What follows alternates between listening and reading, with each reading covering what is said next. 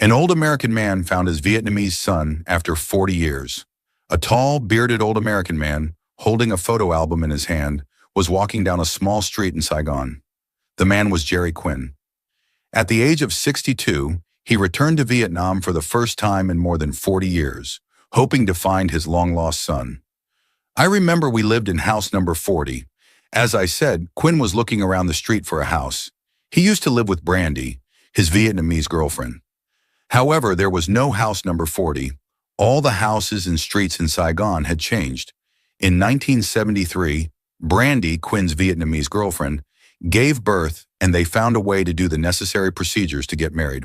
But by then, American soldiers were starting to get orders to leave Vietnam, and Quinn had to get on a plane back home. He said, "I tried to keep in touch.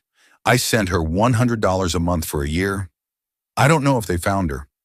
Brandy also sent him 3 photos, which he showed to anyone he met over the past 40 years to find his wife. There was a portrait of Brandy's girlfriend, in her 20s, posing with a tall, handsome man, a photo of Brandy with her son, and a photo of Brandy standing next to a woman in a white shirt. Quinn found the owner of a noodle shop near the house where he and Brandy used to live to visit. The owner sat down in an armchair, turned the wall into a photo album, and stopped when she saw a photo of Brandy posing with a woman in a white shirt. The noodle shop owner said, "She is a housewife who used to live in this area. Now she lives in the United States, but still comes back to Vietnam occasionally. Actually, her friend came here to eat noodles yesterday." The owner then agreed to help Quinn contact the woman in the white shirt. The next day, she went to the noodle shop. It was a middle-aged woman living with an American husband in a hotel in Saigon. She held the bottom of the album, then pointed to Brandy's photo and excitedly said, "I remember this girl. We were good friends, and I helped her give birth." Kim recognized Brandy's family behind a dusty photo. However, she could not help Quinn find her son's name because the related papers had all been destroyed. She told of a fierce war. "My mother had to make a big fire, burn everything, which could prove that we had contact with the United States. All the birth certificates were carefully kept, but they were all destroyed." Tears welled up in her eyes. Quinn asked to hold Kim's hands because these hands had once held his child, and he might never see and hold his son again. With Kim's help, Quinn returned to the place where Brandy lived for a while after giving birth. A neighbor recognized Brandy in the photo and gave Quinn some very important information. Brandy's real name was Bui Thi Gioi. Her son followed his mother and also moved to the United States. Later, Jerry Quinn left Saigon and posted a photo of Brandy and her son on Facebook, although he did not put much hope in it. Only now did he learn that at that time, his girlfriend had given birth prematurely, just because she had a child with an American and was rejected. Perhaps because she was too scared, she ran away and gave her son to her friends so they could take the baby out of Saigon.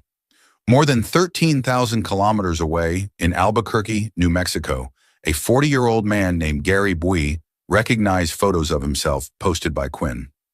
He immediately contacted and hoped to meet the father he had dreamed of reuniting with. Then Quinn flew to Albuquerque, took a taxi to Gary's house. At first, he was quite nervous and a little skeptical. Would the baby accept me? The baby had been waiting for a father for 40 years. Would he let me hold him? Jerry told me over the phone that he had learned to control his emotions. The taxi stopped in front of the house where Gary's whole family was waiting for Quinn outside. They hugged each other and cried unconsciously because they had been apart for more than 40 years. Behind them were Quinn's 2 grandchildren. Quinn said, "Oh, is this true?" Jerry happily said, "Yes, Dad. Yes, it is true." Jerry told his father his story about his childhood experiences. He shared that he and other kids were discriminated against and they called his mother a prostitute. He told his father his mother and him were kept outside of Saigon, in the jungle, to start a new life. They built a house for his mother and him out of clay or mud or something. It was the middle of the summer, dry and hot. There was no food, so they had to find anything to eat. Gary said he came to New York on the Baby Leaf program when he was 8 years old and was adopted by a family. Jerry still has pictures like the one Brandy sent to Quinn.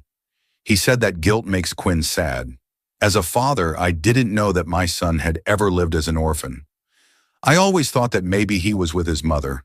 There were so many things I wanted to know about him. I know it's a little sad, but I want to be here for him. I want to be a part of his life. Jerry said that when he landed in New York, the only thing he knew was the Statue of Liberty. Jerry told his father that he ran to the statue to let everyone know that he had come to the United States, that he was free and had overcome all the hardships to get here. Quinn and Jerry hugged each other tightly and cried. Now father and son would never lose each other again. Quinn's joy was doubled when not long after he found Brandy, Jerry's mother, who had been separated for more than 40 years. Now they were reunited to the place they loved so much in their youth.